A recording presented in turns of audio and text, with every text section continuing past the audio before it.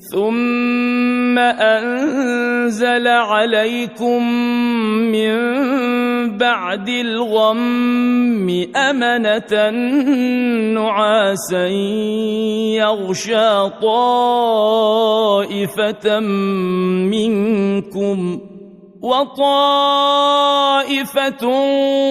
قد أهمتهم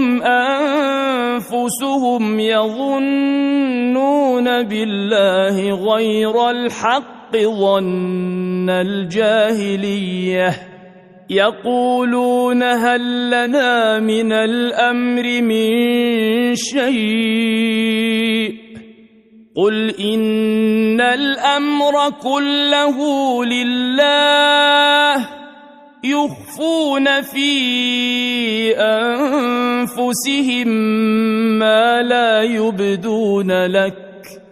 يقولون لو كان لنا من الأمر شيء ما قتلنا هاهنا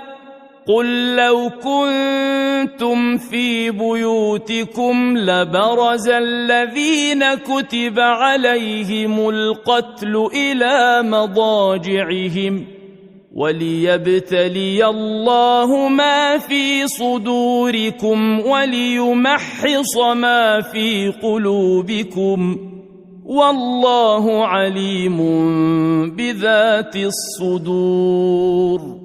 إن الذين تولوا منكم يوم التقى الجمعان إنما استزلهم الشيطان ببعض ما كسبوا ولقد عفى الله عنهم إن الله غفور حليم يا أيها الذين